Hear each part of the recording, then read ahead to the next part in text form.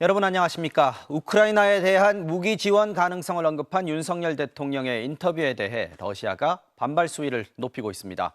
적대적 행위, 분쟁 개입 이런 용어를 쓰며 한국을 견제했고 푸틴 대통령의 최측근은 북한을 거론한 위협도 서슴지 않았습니다.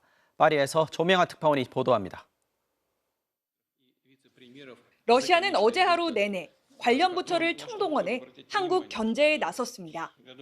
마리아 자하로바 러시아 외무부 대변인은 성명을 내고 무기가 어디에서 왔든지 간에 우크라이나에 대한 무기 공급을 적대적인 반러시아 행위로 간주한다고 밝혔습니다.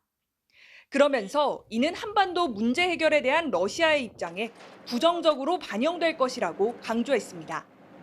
주한 러시아 대사관도 언론 인터뷰에서 이런 행동은 지난 30년 동안 양국의 이익을 위해 건설적으로 발전해온 한러 관계를 해칠 것이라고 경고했습니다. 우크라이나와의 전쟁 내내 서방을 향해 강경한 메시지를 쏟아냈던 푸틴 대통령의 최측근 드미트리 메드베데프 러시아 국가안보회의 부의장은 더욱 노골적인 위협을 가했습니다. 그는 SNS에 윤 대통령을 겨냥해 우리의 적을 돕고 싶어하는 새로운 열성팬이 등장했다며 러시아의 최신 무기가 우리의 파트너인 북한의 손에 있는 것을 볼 때 한국 국민이 뭐라고 할지 궁금하다고 적었습니다. 앞서 드미트리 페스코프 크렘린궁 대변인은 윤 대통령의 무기 공급 가능성 언급에 대해 불과 반나절 만에 분쟁 개입이라는 표현까지 쓰며 강하게 반발했습니다. Конечно же, начало поставок вооружения будет косвенно означать определенную стадию вовлеченности в этот конфликт. 전문가들은 한국이 우크라이나에 무기를 지원할 경우 러시아가 경제 보복을 하거나 북한의 핵미사일 프로그램 완성을 돕는 등의 지원 가능성을 제기하고 있습니다. 러시아는 지금 모든 채널을 동원해 한국에 경고 메시지를 보내고 있습니다. 실제 한국의 무기가 우크라이나로 건너갈 경우 러시아가 북한을 이용해 한반도 정세를 흔들 수 있다는 우려도 커지고 있습니다. 파리에서 MBC 뉴스 조명아입니다. 우리 대통령실은 우크라이나에 대한 인도적, 재정적 지원 방침은 변함이 없다고 밝혔습니다. 하지만 우리가 어떻게 할지는 향후 러시아의 행동에 달려 있다면서 무기 지원 가능성에 대해 적극적으로 부인하지는 않았습니다. 이어서 김민창 기자입니다. 대통령실은 일어나지 않은 일에 대한 한국의 입장에 러시아 당국이 코멘트한 격이라 했습니다. 그러면서 한국이 어떻게 할지는 향후 러시아의 행동에 달려 있다고 했습니다. 군사적 지원 가능성이 닫힌 게 아니냐는 질문에는 한국 입장이 유지될 거라면서도 국제사회가 공분할 만한 대량 민간인 희생이 발생하지 않는 한이란 전제를 달았습니다. 러시아가 강하게 반발했지만 무기 지원 가능성을 원천 차단하지는 않은 겁니다. 다만 대통령실은 우크라이나 국민의 자유 수호를 위한 국제사회의 대열에 적극 동참하면서 한러 관계를 안정적으로 동시에 관리해야 한다는 숙제가 있다고 했습니다. 다음 주 한미 정상회담에서 가장 기대하는 성과로 가치 동맹을 강조한 것과 맥락이 닿습니다. 모든 현재의 모습은 한미 가치 동맹에 기반하고 있다라는 것을 재확인하는 동맹 정상회담이 될 것으로. 우크라이나 전쟁에 대한 미국의 입장에 보조를 맞추며 확장 억제에 대한 가시적인 성과를 기대하는 걸로 보입니다. 한미 연합 방위 태세를 더욱 공고히 하고 양국 간 확장 억제를 보다 구체적으로 작동시키는 계기가 될 것으로 기대됩니다. 한미 정상회담을 앞두고 한미 서로의 관심사가 반영돼 우크라이나 관련 언급이 나왔다는 해석입니다. 미국과 나토의 안보 관심사예요. 그럼 거기에 대해서 호응을 해주는 그 전제로 우리 안보 관심사에 대해서 더 많은 지원을 요청할 수가 있는 거죠. 그건 뭐 당연한 걸로 보는데요. 논란을 확산시킨 윤 대통령의 발언은 한미 정상회담을 앞둔 묘한 시점에 나왔습니다. 정확한 의미는 다음 주 한미 정상회담 결과에서 찾을 수 있을 것으로 보입니다. MBC 뉴스 김민찬입니다. 윤석열 대통령은 이번 인터뷰에서 대만 문제도 언급했는데 중국이 말참견하지 말라 거친 표현으로 반발하고 나섰습니다. 이번엔 우리 외교부도 곧바로 국격을 의심하게 하는 심각한 외교적 결례라고 맞받았습니다. 베이징에서 이혜인 특파원이 보도합니다. 윤석열 대통령은 최근 대만을 둘러싼 긴장 고조에 대해 힘에 의한 현상 변경 시도 때문에 생긴 일이라며 우리는 절대 반대한다고 말했습니다. 윤 대통령은 그러면서 대만 문제는 단순히 중국과 대만만의 문제가 아니고 남북한 간의 문제처럼 전 세계적인 문제로 볼 수밖에 없다고 강조했습니다. 한중 수교 이후 대통령이 대만 문제에 대해 이렇게 직접적으로 언급한 건 이례적인 일로 발언 내용은 미국의 입장과 방향을 같이 합니다. 중국은 강하게 반발했습니다. 외교부 정례 브리핑에서 다른 사람은 말참견을 하지 말라며 거친 말을 섞어가며 목소리를 높였습니다. 解决台湾问题是中国人自己的事，不容他人智慧。 또 긴장 고조는 대만 독립 세력이 외부 세력과 결탁해 분열을 도모하기 때문이라고 주장했습니다. 希望韩方切实遵守中韩建交联合公报精神，恪守一个中国原则，审慎处理台湾问题。 우리 외교부도 곧바로 그리고 역시 이례적으로 강한 어조로 반박하는 입장을 내놨습니다. 외교부는 국제사회의 보편적 원칙을 언급한 데 대해 중국이 입에 담을 수 없는 발언을 했다며 심각한 외교적 결례라고 지적했습니다. 대만 문제는 중국이 절대 받아들일 수 없는 이른바 레드라인의 하나로 과거 사드 이상의 폭발력을 갖고 있습니다. 다음 주 한미 정상회담에서도 대만 문제가 논의될 가능성이 있다 보니 결과에 따라 한중 관계가 급격히 경색될 수 있다는 전망도 나옵니다. 베이징에서 MBC 뉴스 이혜인입니다. 민주당과 정의당은 윤 대통령이 방미를 앞두고 국민 전체를 또다시 벼랑 끝으로 내몰았다며 맹공을 퍼부었습니다. 국민의힘은 민주당이 안보를 정쟁에 이용해 국민을 불안하게 한다고 맞받았지만 여론을 살피며 조심스러워하는 분위기도 감지됐습니다. 조희원 기자입니다. 야당은 대한민국 1호 영업사원이라던 윤석열 대통령이 한러 관계의 위기를 불러오는 자충수를 뒀다고 맹공을 퍼부었습니다.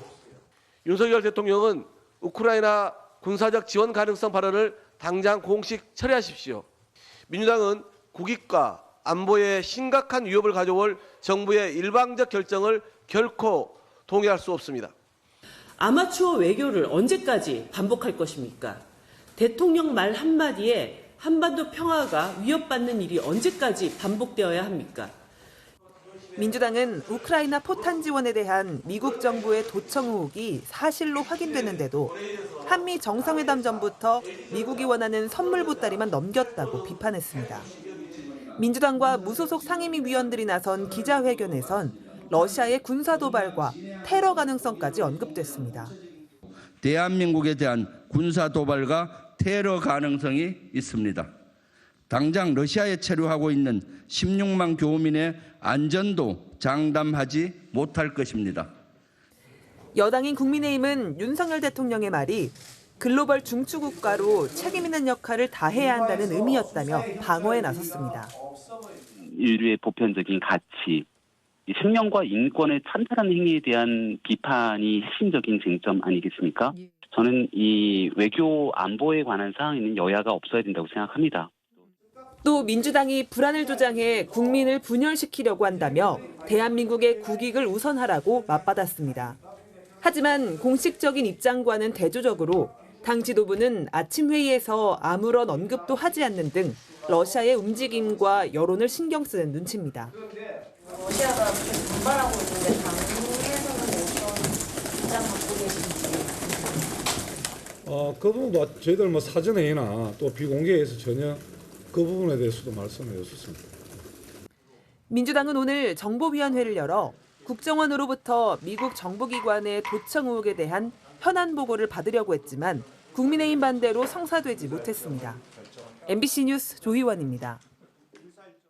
네, 이번 사안 외교안보팀 엄지인 기자와 좀 더 짚어보겠습니다. 자, 엄 기자, 러시아에 이어서 중국까지 하루 만에 지금 거친 반발을 쏟아내고 있습니다. 대통령 발언의 무게감을 고려를 하면 어쩌면 예상 가능한 반발일 수도 있는데 우리 정부는 뭐라고 하는지 한번 볼까요?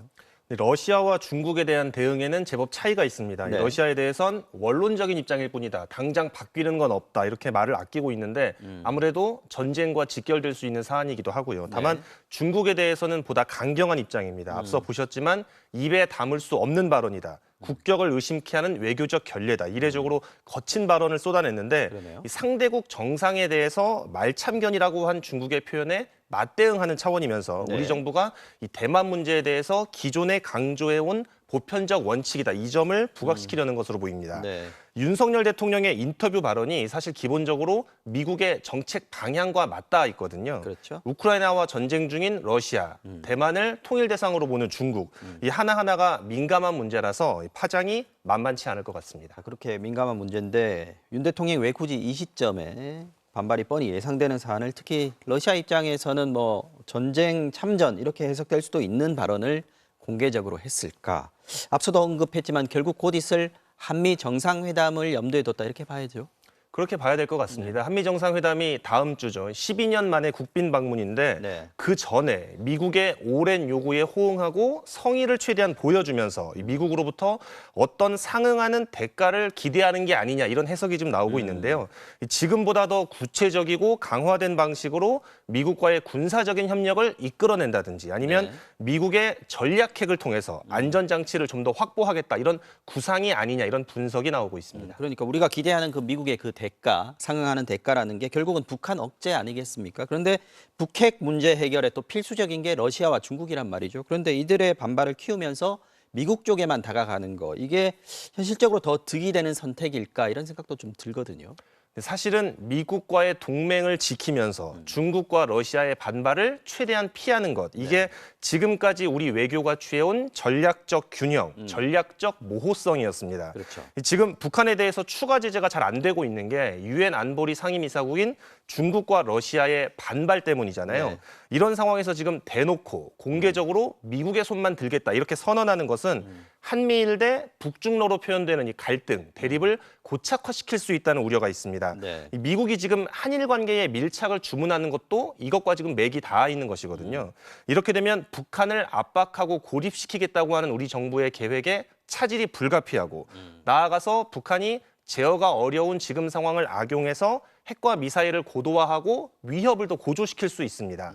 그래서 최대한 적을 만들지 않아야 한다고 하는 외교의 틀이 흔들린 게 아니냐 이런 우려가 나오고 네. 너무 일찍 대놓고 우리의 카드를 보여줬다 이런 비판도 많습니다. 김종대 전 의원의 말을 한번 들어보겠습니다. 네. 청구서를 다 받아놓고 시작하는 정상회담. 그다음에 밀린 숙제 하듯이 선생님 찾아가는 학생 같은 정상회담. 이게 좀 저는 곤혹스럽다는 거예요. 자, 러시아와 중국이 지금은 말로 받아치고 있지만 앞으로 곧 행동에 나설 가능성 걱정을 안 할 수가 없는데 엄 기자 생각은 어떻습니까? 우려스러운 부분이죠. 이미 러시아가 우리를 비우호국으로 지정했는데 러시아가 추가 경제 제재에 나선다거나 아니면 중국이 정상화했던 비자 발급을 중단하거나 어렵게 만들 가능성, 무역 보복으로 이어질 가능성도 충분히 우려할 수 있습니다. 무엇보다 특히 우크라이나 전쟁의 경우에는 러시아에 대한 비판적 입장과는 별개로 한번 발을 들이면 다시 빼기가 쉽지 않습니다. 네. 물론 가정적인 상황이고 가능성 차원이라지만 대통령이 공개적으로 말을 한 것이라서 다음 주 한미 정상회담까지 이 좁아진 외교적 입지를 어떻게 푸느냐 이게 과제로 더해지게 됐습니다. 네, 엄재 기자 잘 들었습니다.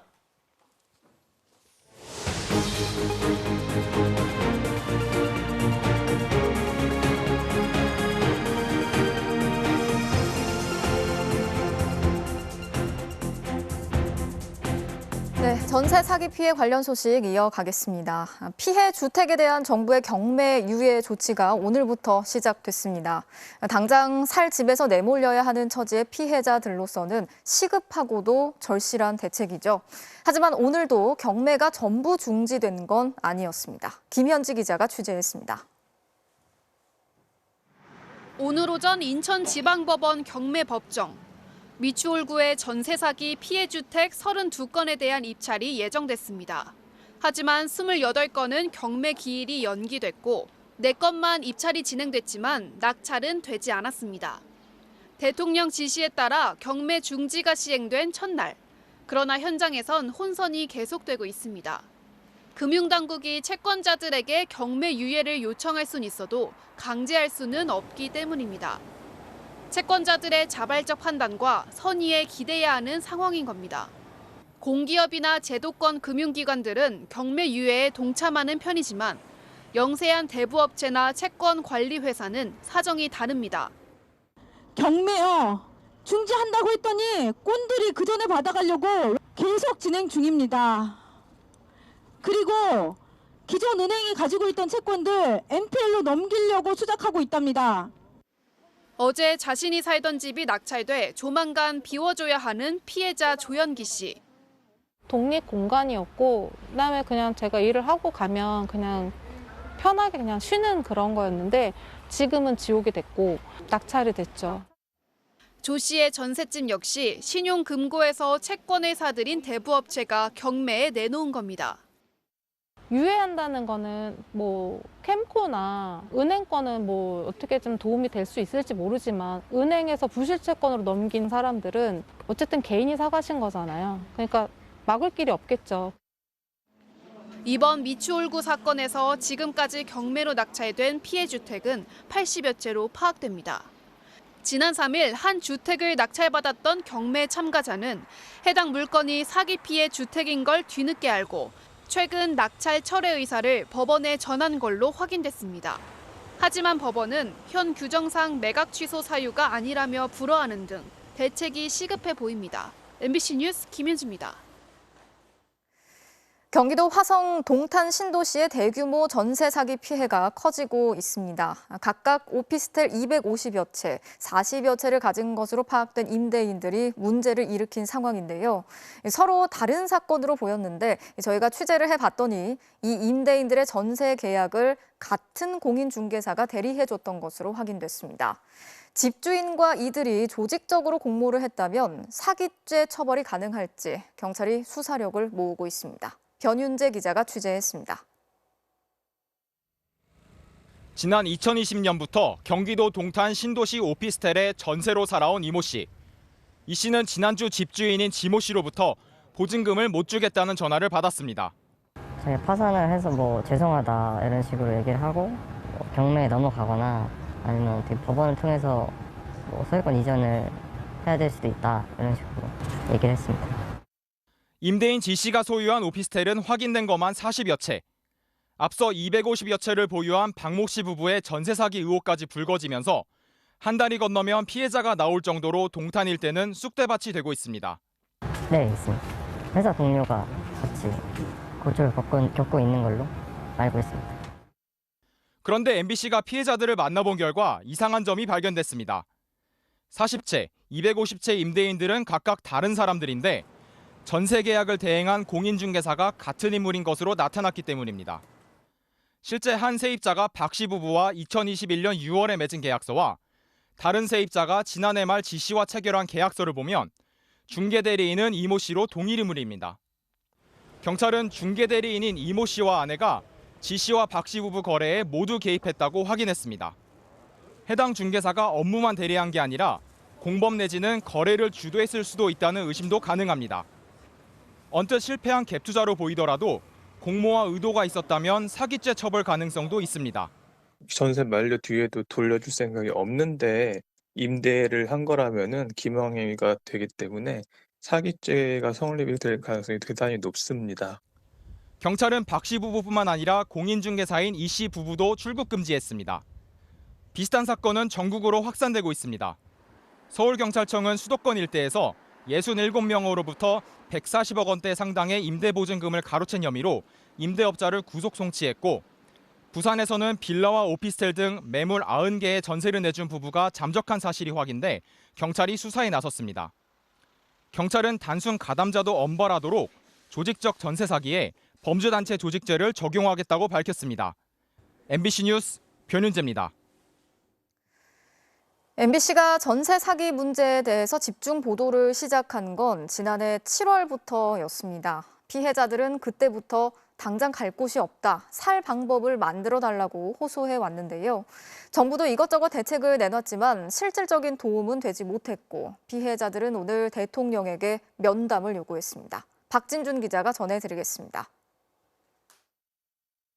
피해자 대부분은 20, 30대 사회 초년생들이었습니다. 첫 직장 생활에 목돈을 대출받아 전셋집을 얻은 이모 씨. 하지만 집주인이 작정하고 속인 깡통주택이라는 걸 알았을 땐 이미 늦었습니다. 1억 6천짜리 전세에 들어왔는데 1년 살고 등기부등본이 필요해서 등기부등본을 뗐더니 압류 상태더라고요. 사회 초년생이고 뭐 사회생활한 지 얼마 안 돼서 막 모아둔 돈도 없고. 또 다른 피해자는 50여 채를 갖고 있다는 집주인을 찾아 나섰지만 이미 사망한 상태였습니다. 저희 둘 다 진짜 할 말을 잃은 거예요. 갑자기 소름이 끼치면서 와, 뭐 더 이상 뭐 어떻게 할 수 있는 부분이 없더라고요. 전세금만이라도 찾게 해달라며 피해자들이 뭉쳤습니다. 임차인만 심사하지 말고 임대인도 심사하라. 하지만 변한 것은 없었습니다. 벼랑 끝으로 내몰린 청년들이 기댈 곳은 국가뿐이었지만 이봉책에 시간만 가고 세 사람의 죽음을 막지 못했습니다. 안에 총알이 박혀 있고 지금 심장이 멈추기 직전인데 의사가 와서 총알을 제거하는 게 아니라 방탄조끼를 만들었다고 자랑하고 있습니다. 앞으로 이렇게 하면은 전세 사기가 없을 거랍니다. 피해자들은 정부가 피해 조사부터 다시 하고 제대로 된 대책을 내놓으라고 요구하고 있습니다. 나라가 만든 제도의 잘못 때문에 국민이 죽어나가고 있으면 마땅히 나라가 구제해야 되는 거 아닙니까? 사람 목숨보다 더 귀한 게 있나요? 내일은 저도 모르겠어요. 더 이상 버티기가 힘들어요. 피해자들은 정부의 대책이 일방적인 보여주기식에 그치고 있다며 윤석열 대통령과의 면담을 요청했습니다. MBC 뉴스 박진준입니다. 정부 여당이 뒤늦게 여러 대책들을 내놓고 있는데 오늘은 우선 매수권을 추진하겠다고 했습니다. 일시적으로 중단된 경매가 다시 시작이 되면 피해 임차인에게 우선적으로 낙찰을 받을 수 있는 권리를 주겠다는 건데요. 여기에 필요한 돈도 낮은 금리로 대출해 주겠다는 내용입니다. 하지만 정작 문제의 핵심인 보증금 손해를 어떻게 해결할지에 대한 대책은 내놓지 않았습니다. 먼저 정동욱 기자가 전해드리겠습니다. 정부 여당이 내놓은 대책은 우선 매수권입니다. 경매로 피해자가 살고 있는 집이 다른 사람에게 낙찰되면 세입자는 전세금 대부분을 날리고 당장 집에서 나가야 하는데 이런 피해 임차인에게 낙찰 가격에 우선 매수할 수 있는 기회를 주는 겁니다. 정부 TF 간의 활발한 연결을 통해서 전세 사기 피해자를 위한 실현 가능하고 실효성 있는 추가 지원 방안을 신속하게 검토하여 이른 시일 내 마련하겠습니다. 각종 지원책이 있는지도 모르는 피해자들을 위해 찾아가는 상담버스도 부랴부랴 운영에 들어갔습니다. 법률 전문가 그리고 심리 전문가 각각 100명을 버스에 태워서 피해자들에게 바로 찾아가겠습니다. 금융위도 전세 대출금을 당장 상환하기 어려운 피해자들의 채무 조정을 시행하기로 했습니다. 또 피해자들이 경매 낙찰을 받았을 경우 필요한 경락 대금을 특례 보금자리론 수준의 낮은 이율로 대출해 주기로 했습니다. 당정은 다만 문제의 핵심인 전세금 손해를 어떻게 해결할 수 있는지에 대해서는 대책을 내놓지 않았습니다. 실질적으로 도움을 받기는 조금 어려울 것 같고요. 오히려 기존에 있는 낙찰자보다 더 높은 금액에 사는 결과가 발생할 수도 있습니다. 야당은 지금의 정부 대책으로는 피해자 구제가 사실상 불가능하다며 공공의 직접 매입을 다시 한번 촉구했습니다. 대통령이 민간 미분양은 사주라면서 생사가 걸린 전세 사기 피해자들은 왜 선구제 못합니까? 정부 여당은 공공 매입에는 막대한 재정이 들고 이마저도 선순위 채권자인 금융회사에게만 이익이 돌아간다며 고려 대상이 아니라고 선을 그었습니다. MBC 뉴스 정동욱입니다. 네, 그러면 앞서 리포트 전해드린 경제팀 정동욱 기자와 함께 정부 대책에 대해서 조금 더 짚어보겠습니다. 자, 오늘 당정이 새롭게 내놓은 대책이 우선 매수권이죠. 그러니까 피해 주택에게 우선적으로 매수할 권리를 주겠다는 건데 일단 가장 중요한 부분이 이게 과연 피해자들에게 실제로 도움이 될 것인가 하는 부분이거든요. 어떻습니까? 효과가 있을까요? 네, 사실 그동안 정부 대책은 경매로 집을 떠나는 피해자들에게 초점이 맞춰져 있었는데요. 예. 이번 대책 역시 그러한 연장선 안에서 나온 것으로 볼 수 있습니다. 그러니까 보증금을 어떻게 돌려줄 수 있는가 보다는 일단은 그 집을 경매로 사야 된다는 쪽에 방점이 찍혀 있다는 뜻이죠. 네, 맞습니다. 그런데 실제로 금액을 따져봤을 때 이득이 되느냐를 살펴보면 오히려 손해가 더 커질 수 있다는 점이 문제입니다. 낮은 금리로 대출도 해주고 계속 살게도 해주겠다는 건데 왜 손해가 난다는 건 왜 그렇습니까? 네, 미추홀구의 한 빌라를 예로 들어 설명해 보겠습니다. 지난달 감정가 2억 원의 경매로 나온 빌라인데요. 은행 선순위 채권이 1억 2천만 원, 세입자 보증금 7,500만 원은 후순입니다. 예. 유찰이 거듭되다가 결국 감정가의 60% 수준인 1억 2천만 원에 낙찰이 됐는데요. 네. 이 경우에 세입자는 최우선 변제금 2,700만 원을 가져가고요. 은행은 나머지인 9,300만 원을 나눠 갖게 됩니다. 세입자 보증금이 7,500만 원이었으면 이렇게 되면 임차인은 5천만 원에 가까운 보증금을 날리게 되는 거군요. 네, 맞습니다. 그런데 만약에 세입자가 우선 매수권을 사용해서 낙찰을 받으려면 낮은 금리이지만 9,300만 원을 또 대출을 받아서 법원에 경락대금을 납부해야 합니다. 예. 이미 보증금 4,800만 원을 손해를 봤다는 점을 고려할 때 피해자는 실제로는 1억 4,100만 원의 집을 산 셈이고요. 그렇네요. 네, 결국에 거액의 대출을 받아서 낙찰가보다 2,100만 원 높게 사는 셈입니다. 만약에 이제 부동산 경기가 좋아서 감정가대로 실제로 팔린다면 또 모르겠지만 팔리지도 않을 집을 여기 대출까지 함께 같이 더해서 떠안을 수도 있다 이런 말이네요. 네, 그래도 뭐 경기가 회복되면 언젠가는 희망하는 가격에 팔 수도 있고요. 저리의 대출도 뭐 하나의 지원책으로 볼 수는 있습니다. 예. 하지만 당장에 전세 보증금의 일부를 손해 본다는 것은 바뀌지 않는 사실이고요. 때문에 세입자들이 후순위 채권, 다시 말해서 그 전세 보증금 채권을 매입해서 먼저 보상을 해달라 그런 주장이 나오고 있는데요. 예. 이 경우에 안전장치가 전혀 작동하지 않기 때문에 정부가 손해액 전부를 떠안아야 한다는 단점이 있습니다. 예, 지금 피해자들은 잇따라 목숨을 끊을 정도로 절박한 상황이거든요. 앞서 피해자분의 인터뷰도 봤는데 피해자들은 총알이 박혔는데 총알을 빼지 않고 방탄조끼가 만들어졌다 이렇게 말하는 거다. 이 인터뷰가 굉장히 인상 깊었는데 네. 이 사안의 시급성을 감안해서 조금 더 근본적이고 좀 현실적인 구제 방안이 나와야 할 것 같습니다. 자, 정동욱 기자 잘 들었습니다. 네, 다음 소식 전해드리겠습니다. 7개월 된 아기를 이불과 베개로 14분 동안 눌러서 숨지게 한 어린이집 원장에게 1심에서 징역 19년이 선고됐습니다. 하지만 재판부가 살해하려는 의도는 없었다면서 최대 사형까지 선고될 수 있는 아동학대 살해죄는 무죄로 판단했습니다. 부모는 반발하고 있습니다. 김민영 기자가 전해드리겠습니다. 불 꺼진 어린이집 방 안을 기어다니는 아기. 중년 여성이 끌고 와 눕히더니 버둥거리는 아기 위로 이불을 덮습니다. 그 위에 베개를 얹고 방석까지 하나 더 올립니다. 이 여성은 어린이집 원장인 60대 김모 씨. 옆에 누워 잠들기를 기다렸지만 아기가 계속 뒤척이자 도로 일어나 아예 아기 위로 엎드려 몸을 포갠 상태로 누릅니다. 이런 행동은 약 14분간 지속됐습니다. 아기가 움직이지 않자 김 씨는 옆으로 돌아 누워 휴대전화를 보기 시작합니다. 당시 생후 7개월 된 천동민 군.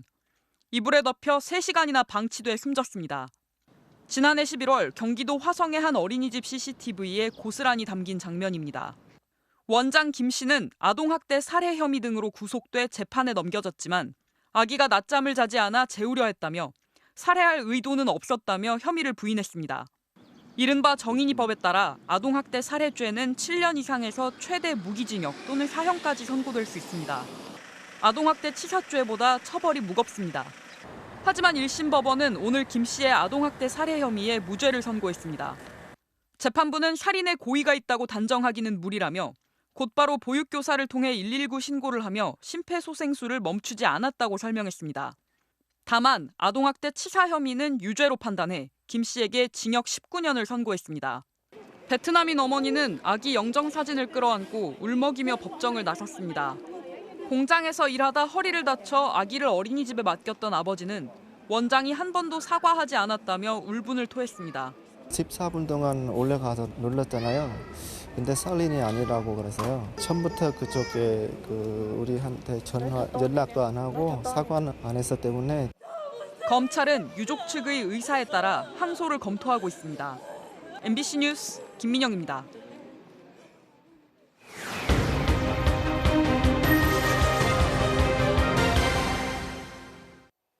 지난 겨울 가스와 기름값이 급등하자 정부가 취약계층을 대상으로 난방비 지원에 나섰는데요. 그래도 부족하자 추가 지원을 결정했습니다. 그런데 추가로 지원하겠다던 그 난방비가 이번 달에야 나왔습니다. 2달 안에 다 쓰라는 조건도 붙어 있습니다. 이미 날이 풀렸고 곧 여름인데 무슨 난방을 하란 말이냐 불만이 터져나오고 있습니다. 제보는 MBC 박성아 기자입니다. 기초생활수급자인 70대 노인이 사는 집입니다.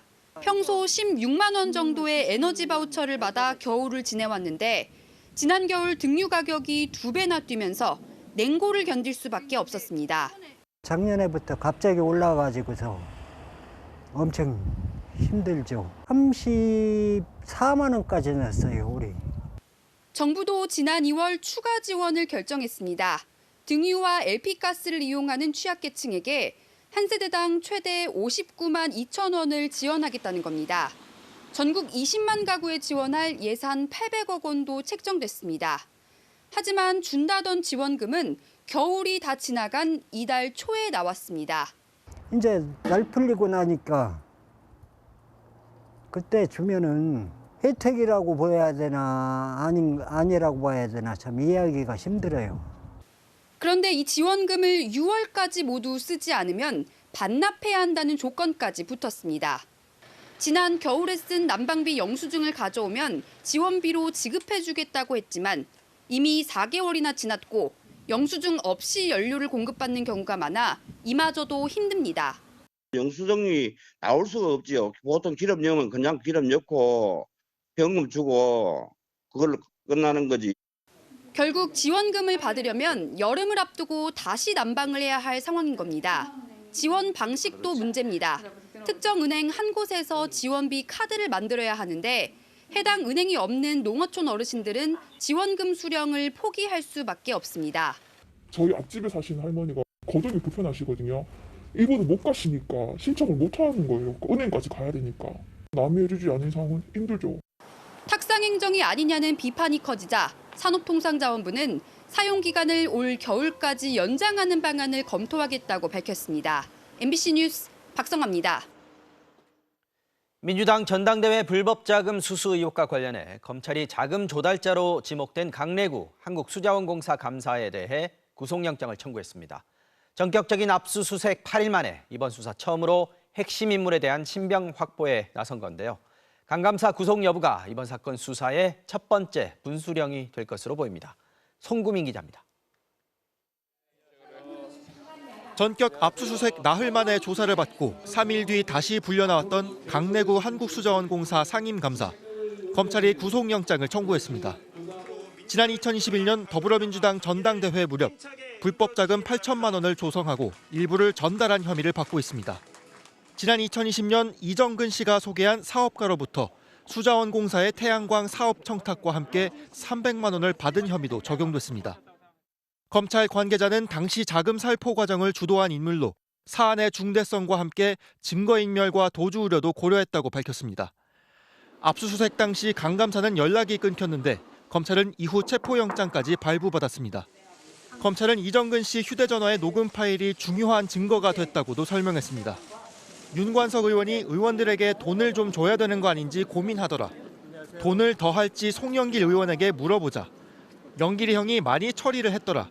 녹음에는 강 감사가 전 과정을 주도하고 송영길 전 대표와 논의한 정황이 담겼습니다. JTBC가 추가 공개한 녹음 파일에서 강 감사는 자금 출처에 대해 그 사람밖에 없지 않냐, 스폰이 또 있냐, 그 형에게 밥값이 없으니 현찰로 좀 마련해주라고 얘기해두라고 말했습니다. 민주당은 이 대화 속 스폰서, 즉 후원자로 지목된 김모 씨의 딸이 전당대회 이후 이재명 대선 캠프에서 일했다고 밝혔습니다. 검찰은 이 사업가 김 씨에 대해서도 지난 12일 함께 압수수색했습니다. 자금 전달의 전 과정은 물론 송영길, 이재명 전 현직 대표로 이어진 의혹까지 모두 엮인 핵심 인물 강래구 감사의 구속 여부는 내일 법원 심사를 거쳐 결정됩니다. MBC 뉴스 송구민입니다. 의혹이 대선 당시 이재명 캠프로까지 확산되는 조짐을 보이면서 곤혹스러워진 민주당은 계속해서 송영길 전 대표의 조기 귀국을 강하게 종용하고 있습니다. 국민의힘은 본격적으로 송 전 대표와 이재명 대표를 연결지으며 민주당에 대한 공세를 강화하고 있습니다. 이어서 박윤수 기자의 보도입니다. 송영길 전 대표 측에 자금을 댄 것으로 의심받는 사업가의 딸 김모 씨는 대선 당시 이재명 후보 캠프에서 행정사무 보조일을 했던 것으로 확인됐습니다. 이재명 대표 측 관계자는 다만 대선 캠프에서 일한 사람만 1,000명이 넘는데 당직을 준 것도 아니고 자원봉사 업무를 맡긴 것을 대가라고 볼 수는 없다며 이 대표와의 연관성을 부인했습니다. 이 대표는 오늘 돈봉투 의혹과 관련해 아무런 입장도 내놓지 않았습니다. 대표님 송영길 전 대표 기자회견 그대로 한다는데 조기기구 요청하셨을까요?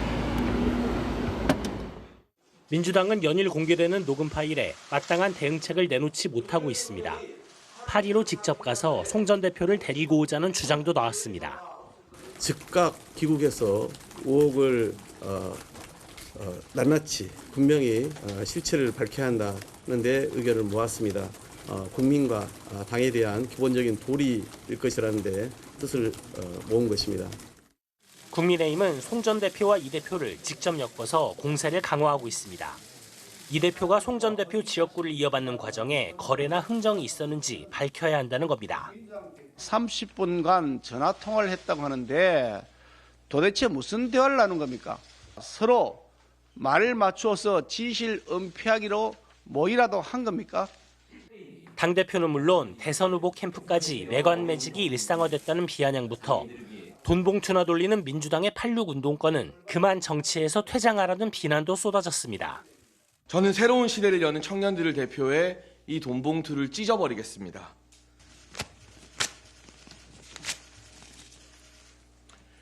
부패정당이라는 오명을 뒤집어쓴 민주당의 분수령이 될 송 전 대표의 기자회견은 우리 시간으로 토요일 밤 11시로 예고됐습니다.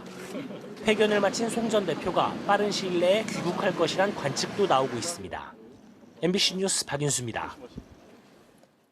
일제강제동원 피해자인 91살 나화자 할머니가 어제 별세했습니다.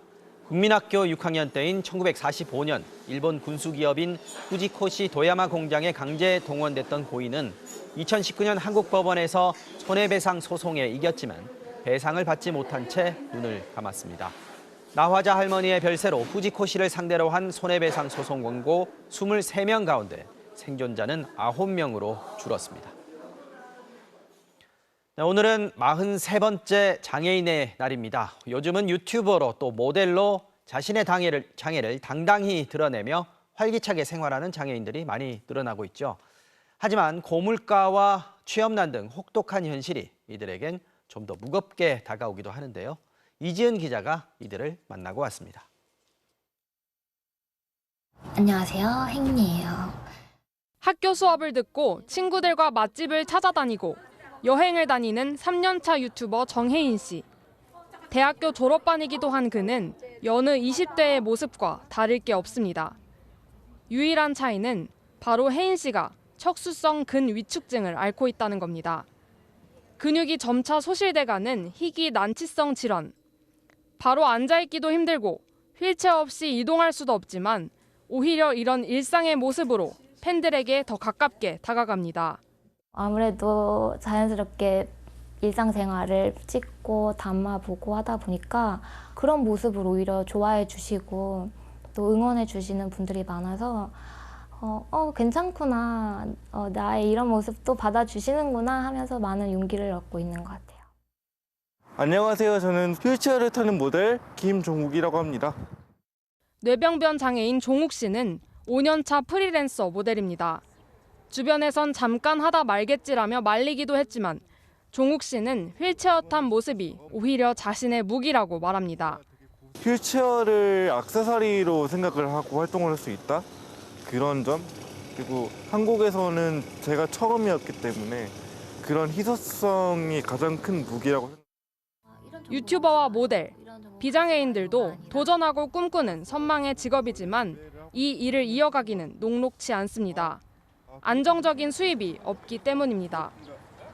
다른 비장애인 예술가 분들은 알바를 하시면서 이 일을, 저 같은 경우에는 그게 안 되기 때문에 어렵기 때문에.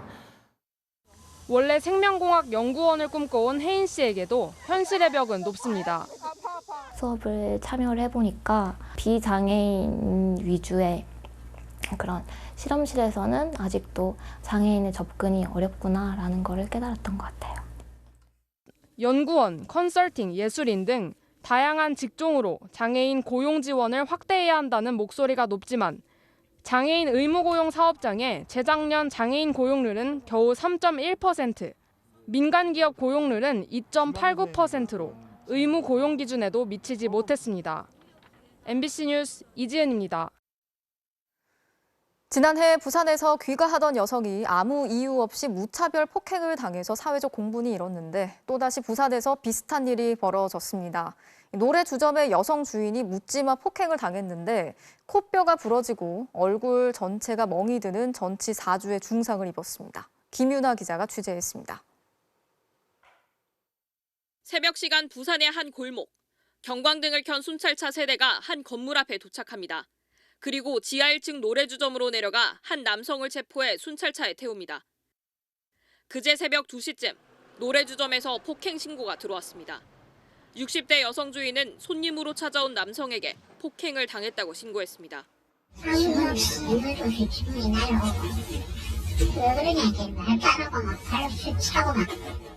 이 남성은 일행 7명과 함께 노래주점에서 술을 마시다 혼자 남아 있었습니다. 그러다 화장실에 있던 여성에게 갑자기 발길질을 하고 주먹을 휘둘렀습니다.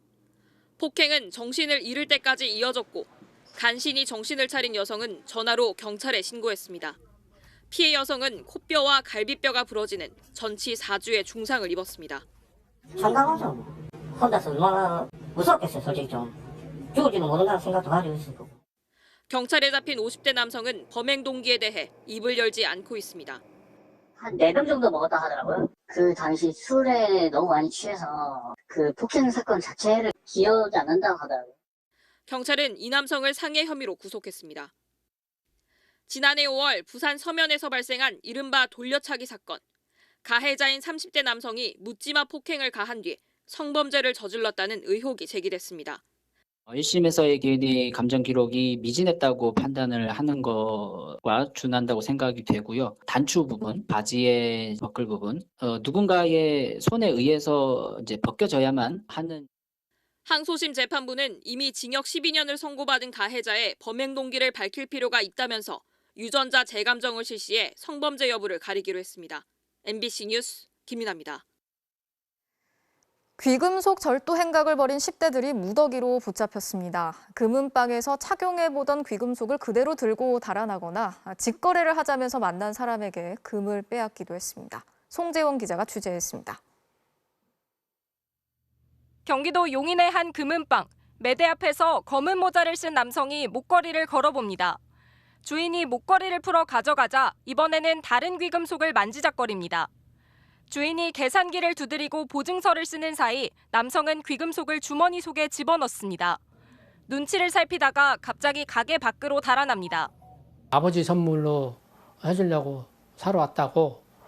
그래서 이제 걸리다 보니까는 엄마 선물도 같이 해줘야 되겠다 해서. 이번엔 어두운 주택가 골목.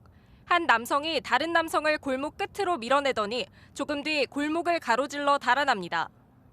금을 사겠다며 중고거래 사이트를 통해 만난 40대에게 53돈, 시가 1,600만 원어치의 금을 강제로 빼앗은 겁니다. 이들이 범행에 앞서 카페에 모여 계획을 모의하는 장면도 CCTV에 잡혔습니다. 이들은 지난 2월부터 지난달까지 경기 용인과 충남 아산 일대 금은방과 주차된 차량 등을 10여 차례 털어 4,500만 원어치의 금품을 챙겼습니다. 일당은 모두 12명. 이 중 9명은 고등학생 등 10대였습니다. 용인 지역에서 일진 행세를 하며 친하게 지내던 이들은 졸업한 20대 선배들의 지시를 받아 범행한 것으로 조사됐습니다. 일부 피의자들은 선배라는 지위를 이용해가지고 후배들에게 범죄를 교사를 한 다음에 자기 말을 잘 따르지 않으면 동네 야산으로 끌고 가서 수십 회에 걸쳐서 폭행을 일삼기도 했습니다. 경찰은 강도상해, 절도와 폭행 등 혐의로 2명을 구속, 7명을 불구속 입건하고 이미 보호관찰 대상이었던 10대 3명은 소년분류심사원으로 넘겼습니다. 또 훔친 금인 줄 알면서도 사들이거나 운반한 혐의를 받는 금은방 업주 등 4명을 불구속 입건했습니다. MBC 뉴스 송재원입니다. 제주 4.3 사건이 격이 떨어진다는 식으로 말한 뒤 자숙에 들어갔던 국민의힘 김재원 최고위원이 제주를 방문해서 유족들에게 사과했습니다. 하지만 유족들은 내년 총선에서 공천을 받기 위한 쇼라면서 반발했습니다. 마찬가지로 연이어 논란을 일으켰던 태영호 최고위원은 오늘 공개회의에 참석하지 않았습니다. 구민지 기자가 취재했습니다. 제주 4.3 기념일이 3.1절이나 광복절보다 격이 낮다고 말해 무리를 빚은 김재원 국민의힘 최고위원. 당 일정에 참석하지 않고 자숙에 들어갔다고 선언한 지 약 2주 만에 제주도를 찾아 4.3 사건 유족들에게 머리를 숙였습니다. 제가 제주 4.3 유족 여러분들은 상처를 제대로 이해하지 못하고 많은 잘못을 했습니다. 진심으로 사과를 드립니다. 죄송합니다. 그러면서 4.3 사건을 폄훼하는 행위를 처벌하는 법안 제정을 포함해 유족의 아픔을 치유하는 일에 앞장서겠다고 약속했습니다. 하지만 유족들은 진정성이 의심된다며 사과를 받지 않았습니다. 국민의힘에서 4.3을 왜곡하는 발언이 계속되는데도 재발 방지를 위한 당 차원의 약속이 빠져 있다며 징계를 피해 공천을 받기 위한 쇼 아니냐는 격앙된 반응도 나왔습니다. 당 지도부 입장도 없고 징계받으면 총괄 못 나가니까 쇼하라는 거 아닙니까? 국민의힘 태영호 최고위원은 오늘 아침 최고위원 회의에 갑자기 불참을 통보했습니다. 태 의원은 제주 4.3 사건이 북한 김일성의 지시로 촉발됐다고 발언한 데 이어 한 월간지의 백범 김구 선생이 김일성의 통일전선 전략에 당한 것이라고 인터뷰해 김기현 대표에게 경고를 받았습니다. 태 의원은 대신 원내대표를 만나 자신의 입장을 설명하고 조언을 구한 걸로 전해졌습니다. 자진 사퇴 얘기 나오는데요. 국민들의 기본적인 입장이나 이런 것들을 늘 이제 깊이 생각해서 좀 이렇게 입장을 가지시면 좋겠다는 정도. 김기현 당대표 체제 한 달 반 만에 출범을 앞둔 당 윤리위원회가 첫 번째 업무로 선출직 최고위원 2명에 대한 징계를 논의해야 한다는 당내 목소리가 커지고 있습니다. MBC 뉴스 구민지입니다. 며칠 전 미국에서 이웃집 초인종을 잘못 눌렀다가 총에 맞은 10대 소년의 소식을 전해드렸는데요. 최근 미국에서 이런 비슷한 사건들이 잇따르고 있습니다. 길을 잃고 남의 집 앞 도로를 지나다가 남의 차 문을 잘못 열었다가 모두 실수였는데 총격이 쏟아졌습니다. 뉴욕에서 강나림 특파원이 취재했습니다. 지난 15일 밤 20살 케일린 길리스와 남자친구는 자동차를 타고 시골에 있는 친구 집으로 향했습니다. 워낙 인적이 드문 곳이라 휴대폰에 GPS 신호가 끊겨 길을 헤맸고 결국 남의 사유지 도로에까지 진입했습니다. 이때 갑자기 집주인이 튀어나와 총을 쐈습니다. 케일린은 그 자리에서 숨졌습니다. My daughter was an honor student. She had hopes and dreams of becoming, and this man took that away from us. 총격범은 65세 남성 케빈 모아한으로 케일린 일행이 차를 돌려 나가려 하는 와중에 아무런 사전 경고 없이 총을 쏜 것으로 전해졌습니다.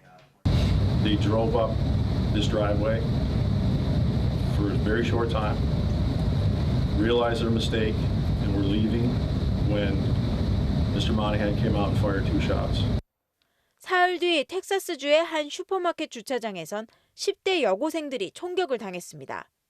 치어리딩 연습을 마친 뒤 집에 가려던 한 여학생은 남의 차를 자기 차로 착각해 엉뚱한 차를 탔다가 곧바로 내렸습니다. 그런데 그 차에 있던 남자가 쫓아와 여학생과 친구들에게 총을 난사한 겁니다.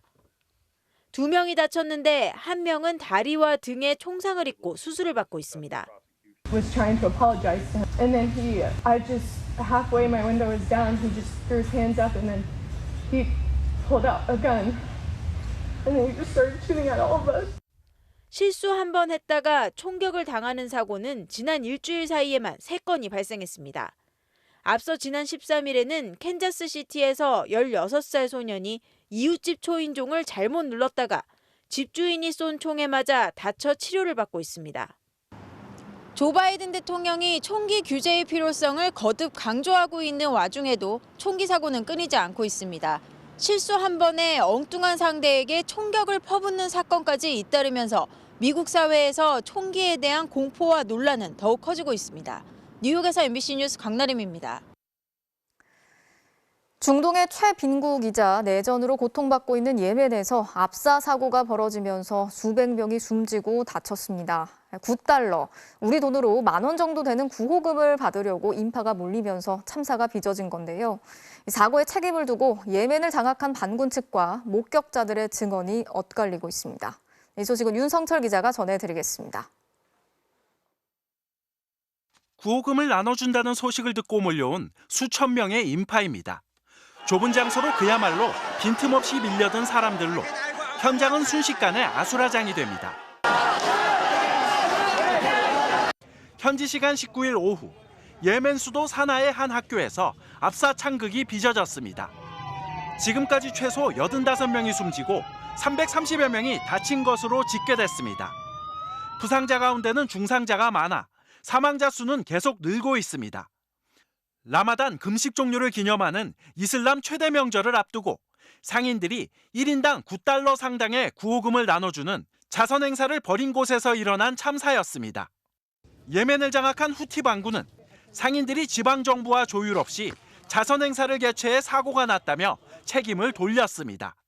반면 목격자들은 후티 군경이 현장을 통제한다며 허공에 총을 쐈고 사람들이 놀라 대피하는 과정에서 사고가 났다고 증언했습니다. 이번 참사는 1인당 GDP가 2,500달러에 불과한 최빈국 예멘의 현실을 적나라하게 보여줍니다.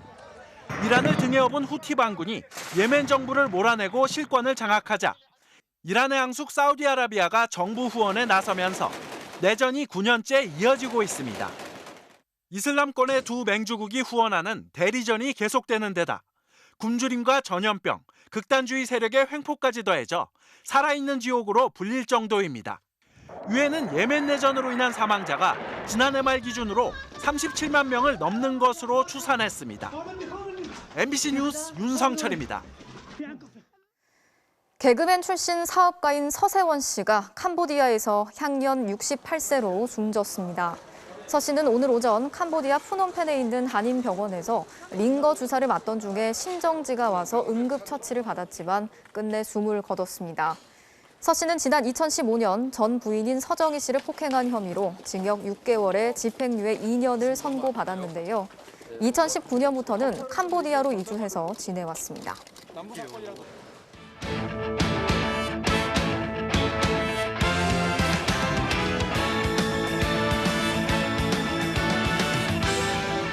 목요일 밤 스포츠 뉴스입니다. 프로야구에선 요즘 강속구 열전이 벌어지고 있습니다. 문동주와 김서현, 한화 신인들과 키움 안우진의 경쟁 정말 볼만한데요. 지난주 한화 문동주가 시속 160.1km로 국내 선수 최고를 기록했죠.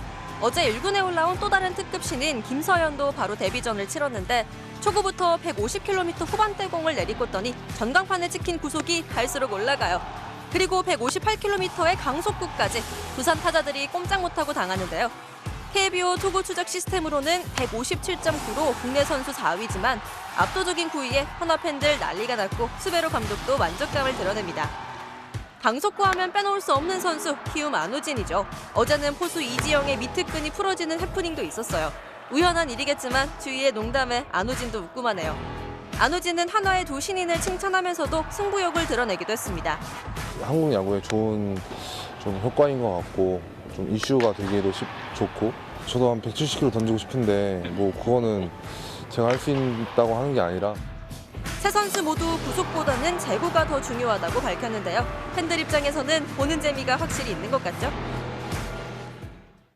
K리그에서 요즘 대전의 상승세가 매섭습니다. 주장 주세종 선수가 손흥민처럼 마스크를 쓰고 돌아와 승격팀 돌풍을 이끌고 있는데요. 김태형 기자가 만나봤습니다. 리그 최다 득점을 앞세워 돌풍을 일으키고 있는 3위 대전. 지난주 FA컵에서 K4 리그 거제를 상대로 고전하자 주장 주세종이 후배들을 강하게 질타합니다. 니네 진짜 프로인 줄 알아야 돼. 쟤네 K4야. 뭐 하는 거야 여기서. 니네 프로 선수야, 프로 선수. 야, K리그 1에 있는 선수들이라고 니네. 승리 후엔 애정어린 조언도 빠뜨리지 않았습니다. 너희는 진짜 좋은 환경에서 좋은 대우를 받고 훈련을 하고 있잖아. 걔네가 더 프로답고 우리가 조금 더 K4 같은 느낌? 주장의 따끔한 충고는 선두 울산의 7연승을 저지하는 데 큰 자극제가 됐습니다. 대전 하나 시즌에 대한 프라이드 같은 게 많이 떨어지는 것 같아서 정말 저도 모르게 화를 그렇게 내지 않았나. 개막전에서 간결한 패스와 움직임으로 유려한 탈압박을 선보이며 기대를 모았지만 두 경기 만에 눈주위 골절상을 입어 마스크를 쓰고 한 달 만에 돌아온 주세종. 아직 잔실수가 많을 만큼 마스크는 낯설었고 새삼 손흥민이 대단하게 느껴졌습니다. 또 볼도 잘 안 보이고 상황 판단이 좀 어렵더라고요. 또 흥민이 같은 경우는 정말 월드컵에서 세계적인 선수들과 경쟁을 하는 자리에서도 한국 축구를 위해서 본인이 많이 노력을 했구나. 대스타는 없지만 물러서지 않는 축구, 끈끈한 축구를 선보이면서 홈 평균 관중 3위에 4경기 만에 이미 지난 시즌 전체 관중 수를 넘을 정도로 팬들의 뜨거운 관심을 받고 있는 대전. 주세종은 매일매일이 새롭고 행복합니다. 그동안 느껴보지 못했던 감정들을 올 시즌에 정말 많이 느끼고 있는 것 같아요. 다 같이 해서 성장하고 있다는 것 자체가 정말 행복하게 다가오는 것 같아요. MBC 뉴스 김태훈입니다. 장애인 스포츠 골볼이란 종목을 아시나요? 여자 대표팀이 지난해 세계선수권 준우승으로 파리 패럴림픽 출장권을 따냈는데요. 골볼 국가대표이자 뮤지컬 배우이기도 한 김희진 선수를 송기성 기자가 만났습니다. 소리가 나는 공을 손을 이용해 상대 골대에 넣는 시각장애인 스포츠 골볼. 국가대표 훈련장의 정막을 깨는 한 선수가 있습니다.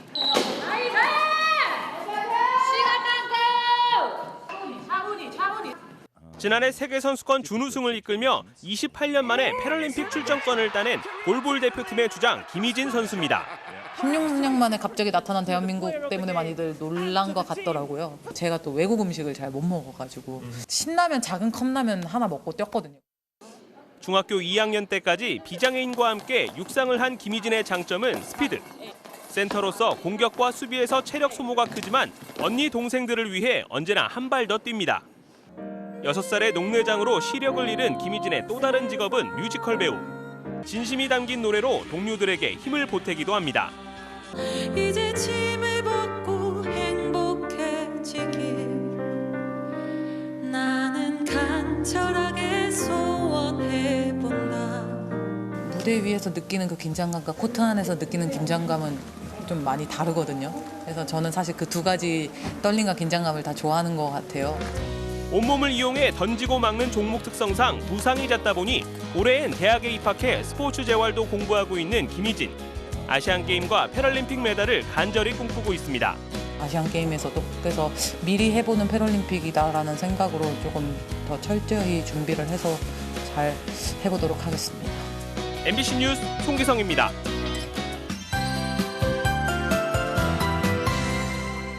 네, 급변하는 날씨를 따라가기가 벅차할 정도입니다. 어제 중부지방에 이어서 오늘은 남부지방에서 올 최고 더위가 나타났습니다. 이 따뜻한 서풍이 불면서 지도에 붉게 표시된 삼척을 비롯한 동쪽 지방의 기온이 일제히 30도로 웃돌았는데요. 내일 이들 지역의 고온 현상은 누그러지다 못해 기온이 큰 폭으로 떨어집니다. 이번엔 차가운 북동풍이 불어들기 때문인데요. 특히 오늘 4월 중순 역대 최고 기온을 보였던 동해의 낮 기온이 내일은 14도에 그치면서 서늘함마저 감돌겠고요. 서울은 22도까지 올라 따뜻하겠습니다. 또 이 바람의 강도가 강해서 경상도 동해안과 제주도에는 강풍주의보도 내려지겠고요. 황사까지 몰고 오겠습니다. 이 황사는 전국 대부분 지방에 영향을 주겠고 특히 강원 영동을 비롯한 동쪽 지방의 농도가 매우 나쁨 수준을 보이겠습니다. 내일은 전국의 하늘 자체는 맑겠지만 아침 사이에는 짙은 안개가 끼겠고요. 또 오후 한때 전남 지방은 비가 조금 내리겠습니다. 아침 최저 기온은 서울이 12도 등으로 전국이 오늘보다 낮겠고요. 낮 최고 기온은 서울 22도, 광주 25도, 강릉은 17도에 그치겠습니다.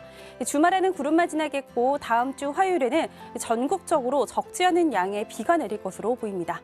날씨였습니다. 목요일 뉴스데스크 마치겠습니다. 함께해 주신 여러분 고맙습니다.